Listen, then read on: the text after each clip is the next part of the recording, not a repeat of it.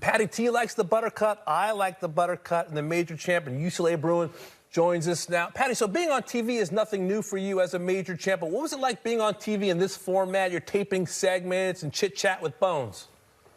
I actually loved it. I feel like, I really get to really talk about what I'm comfortable talking about, which is golf and seeing my shots, explaining things in details, which I think a lot of the fans didn't really get to see that when they watch us on the broadcast because we're just so focused on, playing and we never get a chance to really explain what is going on in our heads.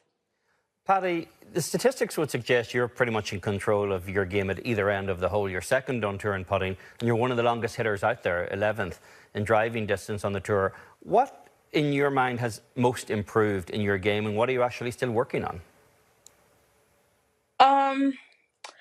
I feel like a lot of us girls out here could say it too, that we always somewhat work on our swings, and there's always something that we could work on when we're hitting.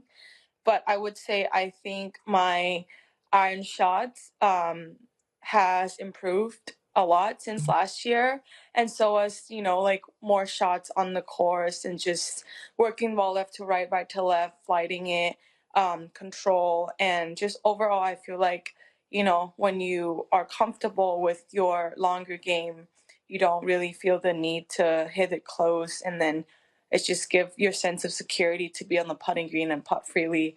So I think that's why my putting stats has been really good as well.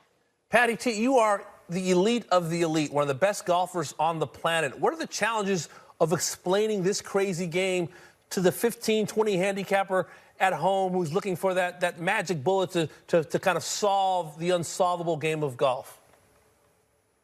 I would say, when I'm explaining stuff, I always put myself in other people's shoes. And so if I were to put myself in that position, I would probably think it, or like thinking it way more simple than what I do now, just because, like we play competitive golf every week. The course setup, the pin locations, and all that stuff is way tougher than what you would get as a weekend golfer. But I would say, getting that point, just trying to put the ball in position and keeping it in play, I would say is the most important thing. And then, like keeping it fun is probably one of the best things in golf. I still try to keep it fun out there when I'm out playing. Let's move on to the golf you're actually working on this week. This is a new tournament on the LPGA schedule, but it's not a new golf course for you, right? No, I've played this course when I was in college at UCLA. We would go out and practice out there here and there, but we played a tournament. I think Ohio State hosted um, at Palos Verdes, and then I played Pac-12 there as well. Pac-12 championship was there. USC hosted it, and so I've been around this course. I know it fits my eyes, and it's just a sense of being home and comfortable. Yeah, speaking of being home, how are you handling having gone to UCLA, dealing with ticket requests these last couple of weeks? Folks maybe wanting to hang out with you, have dinner while you're trying to have a couple of, kind of quiet weeks of work.